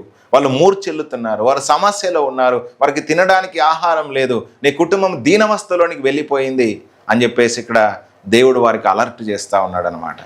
ఈ యొక్క సమయంలో మీ అందరితో కూడా దేవుడు మాట్లాడుతున్న మాట ఏంటంటే, నీ కుటుంబం కొరకు, నీ భర్త కొరకు, నీ భార్య కొరకు, నీ పిల్లల కొరకు, నీ సంఘము కొరకు, సమాజము కొరకు, దేశము కొరకు, రాష్ట్రము కొరకు, ప్రపంచవ్యాప్తంగా ఉన్న ప్రజలందరి కొరకు విరామము కలగకుండా, విరామము లేకుండా విజ్ఞాపన చేయాల్సిన బాధ్యత ఈరోజు మన మీద ఉంది. మన కుటుంబం కొరకు మనము కన్నీరు విడుస్తూ దేవునికి మొరపెట్టాల్సిన సమయం దగ్గరకు వచ్చింది. సమస్య చేత మూర్ఛిల్లిపోతున్నారు, ఇబ్బందుల చేత కృంగిపోతున్నారు, వారందరి నిమిత్తము తీవ్రంగా మనం ప్రార్థించాల్సిన బాధ్యత ఉంది. అందుకే దేవుడు ఇక్కడ అంటున్నాడు, నీ పసిపిల్లల ప్రాణం కొరకు నీ చేతులను ఆయన తట్టు ఎత్తుము. నువ్వు ఆయన తట్టు నువ్వు నీ చేతులను ఎత్తి నీ కన్నీరు విడుస్తూ దేవునికి మొరపెట్టాలి అని చెప్పేసి ఇక్కడ జ్ఞాపకం చేస్తున్నాడు. కాబట్టి ఈరోజు నీ పిల్లల గురించి నువ్వు ప్రార్థించాల్సిన బాధ్యత నీ మీద ఉంది. వాళ్ళ జీవితంలో దేవుడు చేయబోయే కార్యములను గురించి నువ్వు యథార్థంగా దేవుని సన్నిధిలో హృదయపూర్వకంగా మొరపెట్టాల్సిన అవసరం ఉంది. ఎందుకంటే సమస్య యొక్క తీవ్రత అంతగా ఉందంట. అంటే చూడండి, సమస్య యొక్క తీవ్రత నీ లోపల నుంచి హృదయపూర్వకమైన ప్రార్థనను బయటకు తీసుకొస్తుంది. ఒక గొప్ప బ్రేక్ త్రూ నీ జీవితంలో చూడడానికి అది నీకు సహాయం చేస్తుంది. ఒకవేళ ఆ సమస్య అనేటువంటిది నీ తిరుగుబాటును బట్టి రావచ్చు, లేకపోతే దేవుడు నీలో నుంచి ఆ ప్రార్థన తీసుకురావడానికే పర్పస్ఫుల్గా నిన్ను అందులోనికి నెట్టేయచ్చు. అది ఎలాగైనా జరిగి ఉండొచ్చు. ఎలా జరిగినప్పటికీ నీ జీవితాన్ని, లేకపోతే నా జీవితాన్ని హృదయపూర్వకంగా యథార్థంగా దేవుని సన్నిధిలో మొరపెట్టి ఆయన నుంచి మేలు పొందుకొని మార్చుకునే అవకాశము మన జీవితంలో ఉంది. అట్టి కృప దేవుడు మనకు అనుగ్రహించాడు. కాబట్టి ఈరోజు మనందరం కూడా మేలుకొని మనం హృదయపూర్వకంగా ప్రార్థిస్తే తప్పకుండా దేవుడు సహాయం చేస్తాడనేటువంటిది నేను జ్ఞాపకం చేస్తున్నాను. ఒకసారి మనం యాకోబు యొక్క జీవితాన్ని కనుక చూస్తే, యాకోబు తన తండ్రిని విడిచి 20 సంవత్సరాలు తన మామయ్య అయిన లాబాను దగ్గర ఉన్నాడు. ఎండకు ఎండాడు, వానకు నానాడు, చలికి తను బాధపడ్డాడు, 2 భార్యలను చేసుకున్నాడు, 2 దాసులను ఉంచుకున్నాడు, వారితో 12 మంది పిల్లలను కన్నాడు. అంతా బాగానే ఉంది. తన మామ నుంచి వేరైపోయి తిరిగి ఇంటికి వస్తున్నప్పుడు తన అన్న 400 మందిని వెంటేసుకొని తన తమ్ముడిని ఎదుర్కోవడానికి వస్తున్నప్పుడు తన లోపల ఒక భయం అనేటువంటిది, తన లోపల ఒక వేదన అనేటువంటిది కలిగింది. ఒకవేళ నా అన్న కోపము చేత ఆ రోజు నేను ఆశీర్వాదాన్ని దొంగిలించి నా తండ్రిని విడిచిపెట్టి వెళ్ళిపోయాను కదా, పరిగెత్తి వెళ్ళిపోయి నేను నా మామ దగ్గర 20 సంవత్సరాలు ఉన్నాను కదా, ఇప్పుడు నా మీద పడి నన్ను చంపేస్తాడేమో అని చెప్పేసి భయపడి తను ఒక 2 గుంపులుగా చేసుకొని కొంతమందిని ముందు పంపించి కొంతమందిని వెనక పంపించి చివరిగా యాకోబు వెళ్తూ ఉన్నాడనమాట. ఇంకా అతడు ఆ వేదనలో, ఆ శ్రమలో ఉండి దేవునికి ఏ విధంగా ప్రార్థన చేస్తున్నాడు. తనలో నుంచి హృదయపూర్వకమైనటువంటి ప్రార్థన అంతకుముందు రాలేదు. 20 సంవత్సరాలుగా అరణ్యంలో దేవునికి ప్రార్థన చేశాడు. ప్రార్థన జీవితం యాకోబుకు ఉంది. కానీ ఆ యబ్బోకు రేవు తమ యొక్క పిల్లలందరినీ, తన కుటుంబాన్నంతా కూడా దాటించి ఆ మైదానంలో అతడు ఒక్కడే ఉన్నాడు. అతడు ఒంటరిగా రాత్రంతా కూడా దేవుని సన్నిధిలో గడిపాడు. అతడు దేవునితో పెనుగులాడాడు. ఆ సందర్భాన్ని కనుక ఒకవేళ మనం ఆలోచన చేస్తే ఒకసారి మనము చదువుదాం. ఆదికాండం 32వ అధ్యాయంలో నేను ఇంతవరకు కూడా చెప్తూ వచ్చాను. ఏంటంటే తన యొక్క అన్న తనను 400 మందిని వేసుకొని వస్తున్నప్పుడు అతడు ఏమనుకున్నాడో ఒకసారి మనం చూద్దాం. 7వ వచనంలో మనం చూస్తే, అతడు 400 మందితో నన్ను ఎదుర్కొని వచ్చుచున్నాడని చెప్పగా యాకోబు నిన్ను ఎదుర్కొని వచ్చుచున్నాడని చెప్పగా యాకోబు మిక్కిలి భయపడి తొందరపడి ఏమైందంట, భయపడ్డాడంట. అన్నకు తొందరపడి ఏమంటున్నాడు, ఏశావు ఒక గుంపు మీదుగా వచ్చి దాన్ని హతము చేసిన ఎడల మిగిలిన గుంపు తప్పించుకొని పోవునని తనతోనున్న జనులను, మందను, పశువులను, ఒంటెలను 2 గుంపులుగా విభాగించెను. అప్పుడు యాకోబు, నా తండ్రి అయిన అబ్రహాము దేవా, నా తండ్రి అయిన ఇస్సాకు దేవా, నీ దేశమునకు నీ బంధువుల యొద్దకు తిరిగి వెళ్ళుము. నీకు మేలు చేసేదని నాతో చెప్పిన యెహోవా, నీవు నీ సేవకునికి చేసిన సమస్తమైన ఉపకారములకు సమస్త సత్యమునకు అపాత్రుడను. ఎట్లనగా నా చేతి కర్రతో మాత్రమే ఈ యోర్దాను దాటితిని, ఇప్పుడు నేను 2 గుంపులైతిని. నా సహోదరుడైన ఏశావు చేతి నుండి దయచేసి నన్ను తప్పించుము. అతడు వచ్చి పిల్లలతో తల్లిని నన్ను చంపునేమో అని అతనికి భయపడుచున్నాను.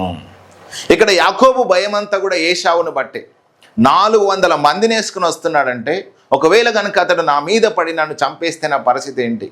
నేను అపాత్రుడనయ్యా, మీరు చేసిన ఉపకారములన్నిటికీ కూడా నేను అపాత్రుడను, నేను మోసగాన్ని. నా అన్నను మోసం చేశాను, నా తండ్రిని మోసం చేశాను, ఇప్పుడు నేను 2 గుంపులు అయ్యాను. ఒంటి కర్రతో నేను ఈ రేవును దాటి ఇప్పుడు 2 గుంపులుగా వస్తున్నాను. నా జీవితం అంతా కూడా అసత్యమైనదే, నా జీవితం అంతా కూడా ఇట్లా ఉన్నది అని చెప్పేసి అతడు ప్రార్థన చేయడం మొదలు పెడతా ఉన్నాడు అనమాట. అతనిలో ఉన్న భయాన్ని కనుక ఒకవేళ మనం చూస్తే 11వ వచనంలో, నా సహోదరుడిని ఏశావు చేతి నుండి దయచేసి నన్ను తప్పించుము. అతడు వచ్చి పిల్లలతో తల్లిని నన్ను చంపునేమో అని అతనికి భయపడుచున్నాను అన్నాడు. అతని లోపల భయం అనేటువంటిది మొదలైంది. ఒకవేళ నా పిల్లలను, నా భార్యలను చంపేస్తే కనుక నా పరిస్థితి ఏంటి రేపు? నేను ఇంత కష్టపడి 20 సంవత్సరాలుగా నా యొక్క ఒళ్ళంతా గుల్లగా చేసుకున్నాను, నేను ఎంతో బాధను, వేదనను అనుభవించాను, దేవుడు నన్ను ఆశీర్వదించాడు, నాకు తోడుగా ఉన్నాడు అని చెప్పేసి తను ఎంతో వేదన పడి ప్రార్థన చేస్తూ ఉన్నాడు అనమాట. ఒకవేళ కనుక ఏశావు 400 మందిని వేసుకొని కనుక అతడు రాకపోతే యాకోబులో నుంచి ప్రార్థన అనేటువంటిది వచ్చేది కాదు అంటాను నేను. అదేవిధంగా యబ్బోకు రేవును వాళ్ళందరినీ కూడా దాటించి ఒక్కడే నిలిచి అతడు కన్నీళ్లు విడుస్తూ దేవుణ్ణి బతిమలాడుకుంటున్నాడు. ఒక నరుడు తెల్లవారు వరకు పెనుగులాడుతున్నట్టుగా మనం చూస్తూ ఉంటాం. ఈ అధ్యాయంలో మనకు రాస్తూ ఉంటాడు అన్నమాట. ప్రభువా, నువ్వు నన్ను ఆశీర్వదిస్తే కానీ నేను నిన్ను వదిలిపెట్టను, దేవా నువ్వు నన్ను ఆశీర్వదిస్తే కానీ నేను నిన్ను వదిలిపెట్టను.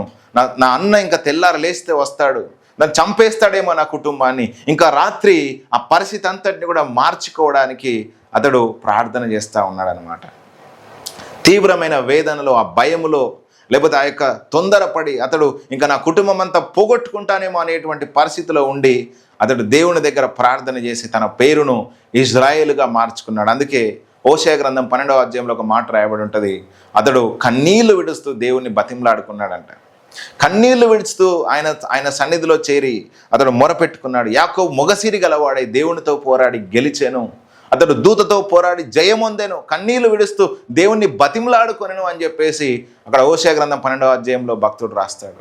కాబట్టి ఆ కన్నీరు, ఆ వేదన, లేకపోతే ఆ బాధ తన లోపలికి ఎప్పుడు వచ్చింది అని అంటే, తన అన్న తనను ఎదుర్కొని చంపుతాడేమో అనేటువంటి భయంలో నుంచి వచ్చింది. కొన్నిసార్లు మన యొక్క శత్రువు మన మీద పడి దాడి చేయడానికి వస్తున్నప్పుడు మన లోపల నుంచి కూడా ఇట్లాంటి ప్రార్థనలు బయటకు వస్తాయి. పర్పస్ఫుల్గానే దేవుడు కొన్నిసార్లు శత్రువును మన ముందుకు ఎందుకు పెడతాడు, కొన్ని భయాల గుండా మనల్ని ఎందుకు తీసుకెళ్తాడంటే మనలో నుంచి ఒక బ్రేక్ త్రూ తీసుకురావడానికి. మనం కొన్నిసార్లు అడావుడి అయిపోతాం, కొన్నిసార్లు ఈ సమస్య వచ్చిందని చెప్పేసి కృంగిపోతాం. అలా కాదు, మన లోపల నుంచి ఒక గొప్ప ప్రార్థనను, లేకపోతే మన లోపల నుంచి యథార్థమైనటువంటి హృదయాన్ని, లేకపోతే మనం దేవుని సన్నిధిలో మనం కన్నీరు విడుస్తూ మొరపెట్టుకునేటువంటి పరిస్థితులను తెచ్చేవి మన శత్రువులే, లేకపోతే మన జీవితంలోనికి వచ్చే సవాళ్ళే, మనని భయం గొల్పేటువంటి సంఘటనలే. అప్పుడే మనము దేవునిలో ధైర్యంగా స్థిరంగా నాటబడతాం. కాబట్టి అందుకే పర్పస్ఫుల్గానే దేవుడు కొన్నిసార్లు శ్రమలను మన జీవితంలోనికి అలౌ చేస్తాడు. కాబట్టి మనము దాని విషయమై బాధపడాల్సిన అవసరం లేదు. యాకోబు దేవునితో పోరాడాడు, ప్రార్థన చేశాడు, దేవుడు తనను ఆశీర్వదించాడు, తన పేరును ఇజ్రాయేలుగా మార్చాడు. తర్వాత ఏమైందండి, తన అన్న సమాధానంగా తన దగ్గరకు వచ్చి వారి పిల్లలను తనను స్వీకరించి గొప్పగా వారు సమాధానంగా ఉన్నట్టుగా మనం చూస్తూ ఉంటాం. కాబట్టి యాకోబు ఆ రాత్రంతా కూడా ప్రార్థనలో గడిపి కన్నీళ్లు విడిచి దేవునికి మొరపెట్టి ఆ 20 సంవత్సరాల వేదనంతా కూడా దేవుని సన్నిధిలో తను కుమ్మరించుకునేటట్టుగా చేసింది ఎవరంటే ఏశావు 400 మందితో రావడం ద్వారానే. ఆ పరిస్థితిలోనికి తను నెట్టబడ్డాడు. Purposefully he was pushed into that situation so that he prayed earnestly. అతడు ఆతృతతో ప్రార్థన చేశాడు. అతడు ఆ రోజు రాత్రి ఇంకా నిద్ర అనేటువంటిదే రావట్లేదు తనకు. ఇంకా తెల్లారితే తను ఉండను, తన కుటుంబం ఉండదు అనేటువంటి పరిస్థితి వచ్చినప్పుడు ఎవరికైనా నిద్ర పడుతుందా అండి? ఆ పరిస్థితిలో తను ప్రార్థన చేశాడు, కృంగిపోలేదు, నిరుత్సాహపడలేదు, వేదన పడ్డాడు, కానీ తన జీవితాన్ని మార్చేసుకున్నాడు. దేవుని ద్వారా తన జీవితాన్ని మార్చేసుకున్నాడు. ఈరోజు కూడా మీ పరిస్థితులు యాకోబు పరిస్థితిలాగా ఉండొచ్చు.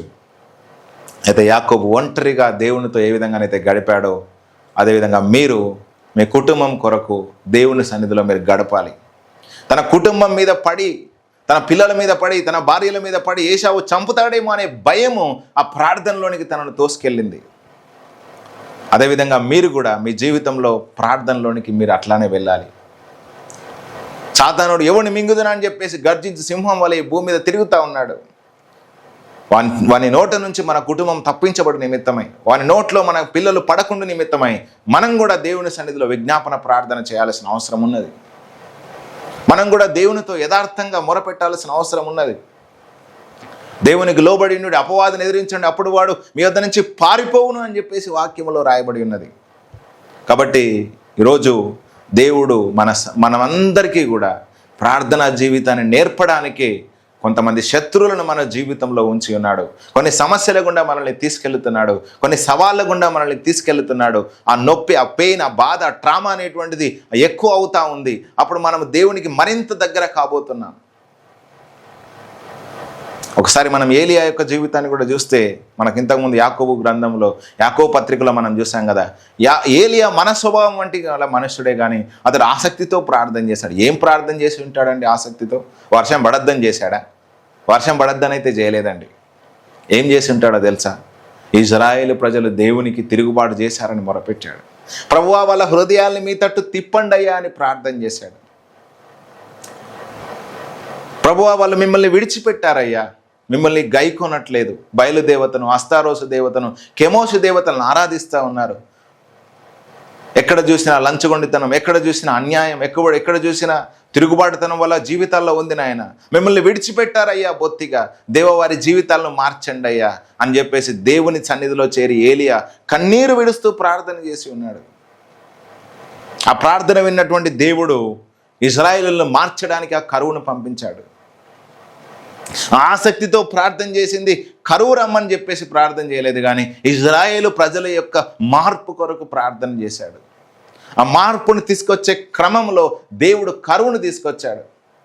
ఎందుకంటే లేవియా కాండంలో కానీ, ద్వితీయోపదేశ కాండంలో కానీ దేవుడు ఒక మాట ముందే చెప్పాడు ఇశ్రాయేలు ప్రజలకు, మీరు ఒకవేళ కనుక నాకు తిరుగుబాటు చేస్తే ఆకాశాన్ని ఇత్తడిగా చేస్తాను, భూమిని ఇనుముగా చేస్తాను, మీరు ఏ పంట వేసినా కూడా పండదు,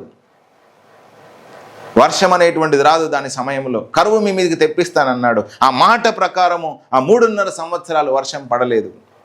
కానీ ఎప్పుడైతే మళ్ళీ ఏలియా ప్రజలందరినీ కూడా సమకూర్చి, బయలు దేవతను ఆరాధించేటువంటి ప్రవక్తలు 850 మంది, అదేవిధంగా దేవుణ్ణి ఆరాధించేటువంటి ప్రవక్త అయినటువంటి ఏలియా ఒకవైపు ఒక సవాలు విసిరి ఒక బలిపీఠం మీద బలిని అర్పించినప్పుడు, ఏ దేవుడైతే అగ్ని చేత ఉత్తరం ఇస్తాడో ఆ దేవుడే నిజమైన దేవుడు అని తెలుసుకుందామని ఒక సవాలు విసిరినప్పుడు, బయలుదేవతలు ఆ ప్రవక్తలను పూజించేటువంటి వారందరూ కూడా ఓడిపోవడము, దేవుడు ఆకాశం నుంచి అగ్ని చేత ఉత్తరం ఇవ్వడము, అప్పుడు ప్రజలందరూ కూడా దాన్ని చూసి దేవుని వైపు తిప్పబడము, చూసినప్పుడు దేవుడు మళ్ళీ వర్షాన్ని ఇచ్చినట్టుగా మనం చూస్తూ ఉంటాం.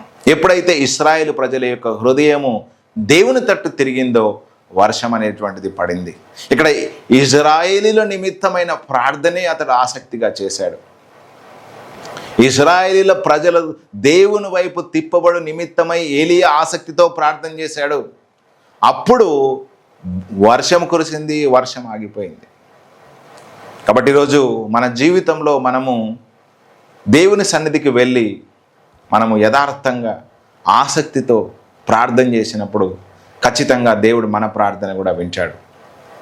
ఒక మాట రాయబడి ఉంటుంది, దాన్ని సమయంలో నేను చదువుతాను. మొదటి రాజుల గ్రంథంలో 18వ అధ్యాయము 37వ వచనంలో మనం చూస్తే, యెహోవా నా ప్రార్థన ఆలకించుము, యెహోవావైన నీవే దేవుడవై ఉన్నావనియు, నీవు వారి హృదయములను నీ తట్టుకు తిరగజేయుదు అనియు ఈ జనులకు తెలియనట్లుగా నా ప్రార్థన అంగీకరించుము. అతడు క్లియర్గా ప్రార్థన చేస్తున్నాడు. ఏం ప్రార్థన చేస్తున్నాడంట? యెహోవా నా ప్రార్థన ఆలకించుము, యెహోవావైన నీవే దేవుడవై ఉన్నావనియు. ఎవరంట? బయలు దేవత కాదు, లేకపోతే కెమోషు దేవత కాదు, యెజబెలు నిలబెట్టించినటువంటి ఆ యొక్క ప్రవక్తలు పూజించేటువంటి దేవతలైనటువంటి దేవతలు వాళ్ళు దేవుళ్ళు కారు, నీవే దేవుడవని ఇశ్రాయేలీయులు తెలుసుకోవాలి. అతడి ప్రార్థనలో ముఖ్యమైన పాయింట్ అది. ఇంకేమంటున్నాడు? వారి హృదయములు నీ తట్టుకు తిరగజేయుదు అనియు. వాళ్ళ హృదయాలు మీ వద్ద నుంచి తిరిగిపోయాయ్యా, తిరిగి వాళ్ళ హృదయాలు మీ వైపు తిప్పండి నాయన అని తెలుసుకోవడానికి ఆకాశం నుంచి అగ్ని దించి, దేవా ఈ బలిని మీరు అంగీకరించండి అని చెప్పేసి అతడు ప్రార్థన చేసినప్పుడు యెహోవా అగ్ని దిగి దహన బలి పశువును, కట్టెలను, రాళ్లను, బుగ్గిని దహించి కందకమందున నీళ్లను ఆరిపోజేసెను. అప్పుడు ప్రజలందరూ కూడా యెహోవాయే దేవుడు, యెహోవాయే దేవుడు అని వాళ్ళ హృదయం ఎప్పుడైతే ఆ విగ్రహముల నుంచి, ఆ బయలు దేవత నుంచి దేవుని వైపు తిప్పబడిందో ఇమ్మీడియట్గా వర్షం అనేటువంటిది వచ్చింది. ఎప్పుడైతే వాళ్ళ హృదయం దేవుని యొద్ద నుంచి తిరిగి విగ్రహారాధన వైపుకి వెళ్ళిందో అప్పుడు వర్షం అనేటువంటిది పడలేదు. ఈ 3.5 సంవత్సరాలు ఏలియా చేసిన ప్రార్థన ఒకటే, ఏంటంటే ప్రభువా తండ్రి, వారు మాట వినకపోవడం ద్వారా ఆకాశమును ఇత్తడిలాగా మీరు చేశారు, భూమిని ఇనుములాగా చేశారయ్యా, వాళ్ళ హృదయాన్ని మీరు తిప్పండి నాయన. దేవా ప్రజలను తిప్పండి తండ్రి అని ప్రతిరోజు అతడు ఏడుస్తూ మొరపెట్టి ఉండవచ్చు ఇశ్రాయేలు ప్రజల గురించి, కన్నీరు విడుస్తూ ప్రార్థించి ఉన్నాడేమో. అందుకే ఏలియా ఆత్మ ఏం ఆత్మ అండి? దేవుని వైపు తిప్పేటువంటి ఆత్మ ఏలియా ఆత్మ. తండ్రుల హృదయాలను పిల్లల వైపుకు, పిల్లల హృదయాలని తండ్రుల వైపుకు, అంటే ఇశ్రాయేలు ప్రజలు పిల్లలు తండ్రి అయినటువంటి దేవుని వైపుకు ఇశ్రాయేలు ప్రజలందరినీ కూడా తిప్పినటువంటి ఆత్మ ఏలియా ఆత్మ. దేవునికి తిరుగుబాటు చేయడం ద్వారా ఆ యొక్క కరువు అనేటువంటిది ఆ ప్రాంతం మీదకి వచ్చినప్పుడు బహువేదన పడ్డారు ప్రజలందరూ కూడా. అందుకే ఏలియా ఎక్కడ దొరుకుతాడా అని చెప్పేసి ఆహాబు వెంటాడుతూ ఉన్నాడనమాట. నువ్వు పగవాడివి నావు అని చెప్పి నాకు అంటున్నాడు.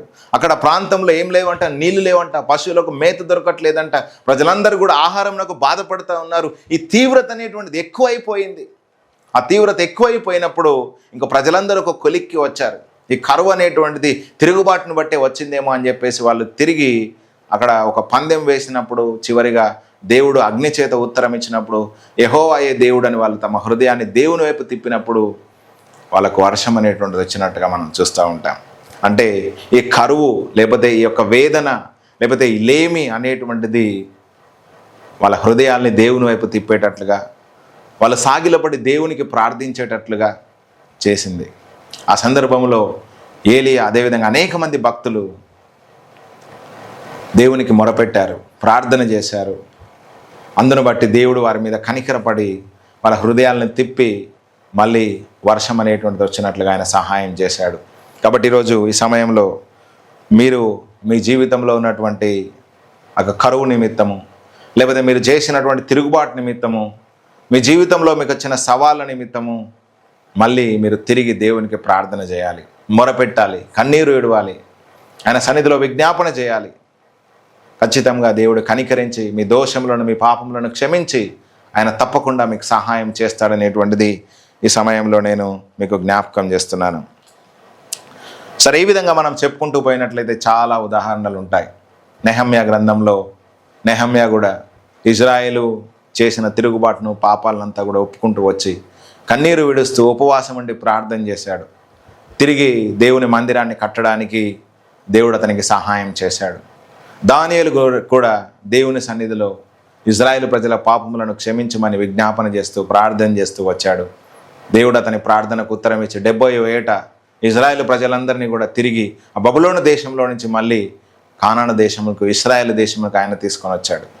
ఈ విధంగా మనం ఎవరిని చూసినప్పటికి కూడా ప్రసవ వేదన కలగజేసి కనిపింపక మానుదున అన్న దేవుడు వారికి ఉన్న ప్రసవ వేదనలో తిరిగి వాళ్ళు దేవునికి మొరపెట్టినప్పుడు దేవుడు వారికి సహాయం చేస్తూ వచ్చాడు. నిర్గమకాండం 2వ అధ్యాయంలో కూడా ఫరో అదేవిధంగా ఐగుప్తీయులు పెట్టిన వెట్టి పనులను బట్టి యెహోవాకు మొరపెట్టారంట.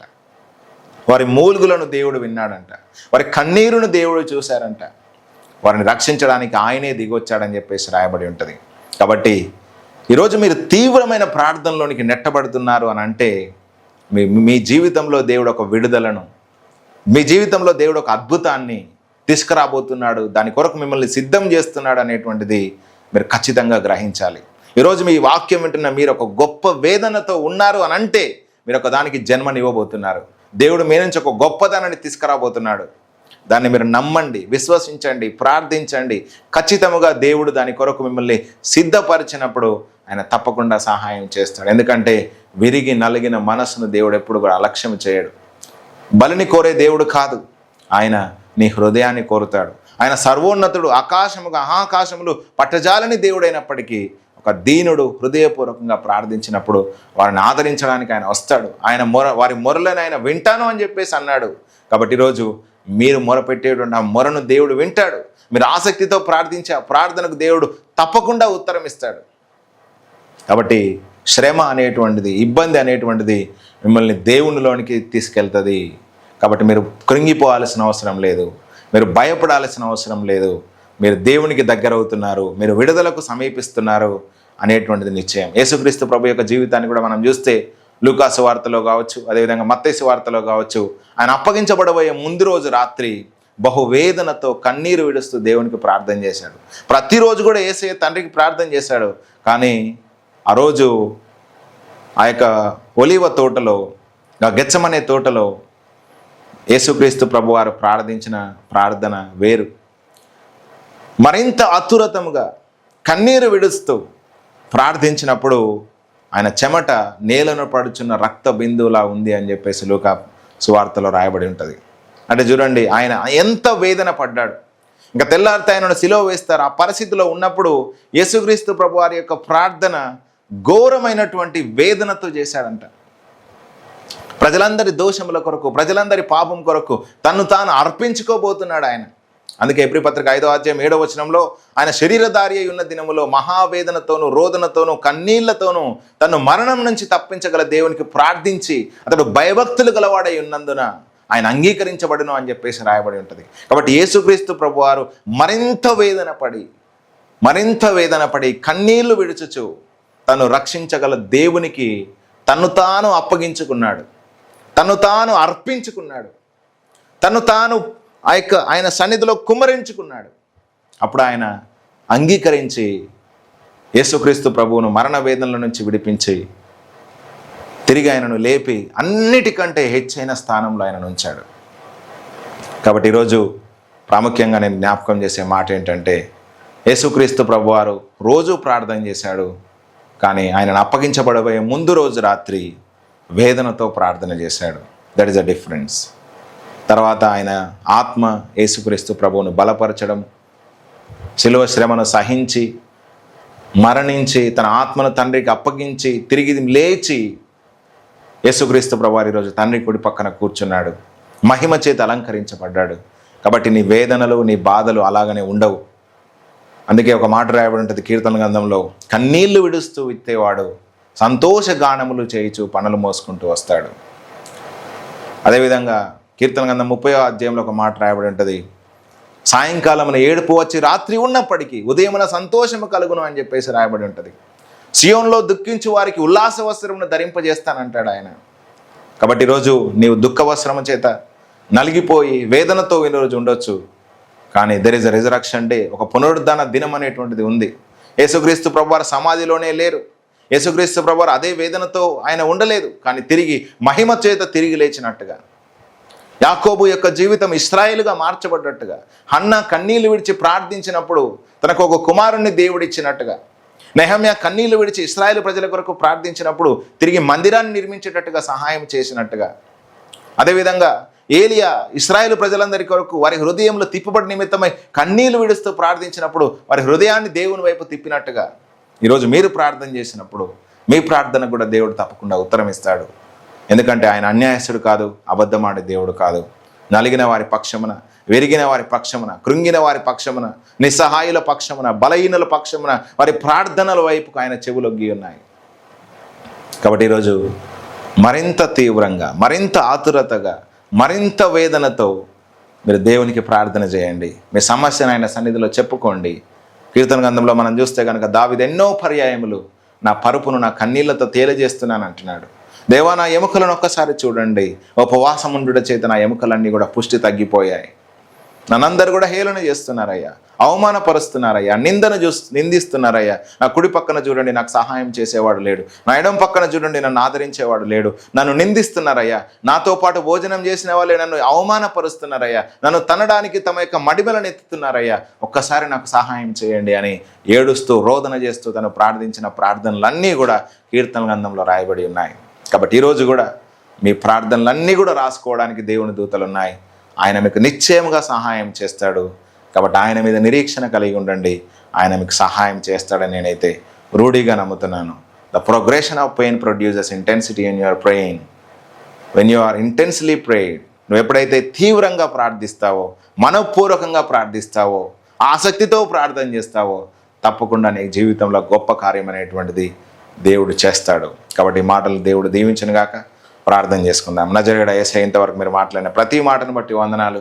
దేవా తండ్రి, ఎవరైతే ఈ వాక్యం విన్నారో వారిని మీరు దర్శించండి. వారి ప్రార్థనలో తీవ్రత దయచేయండి.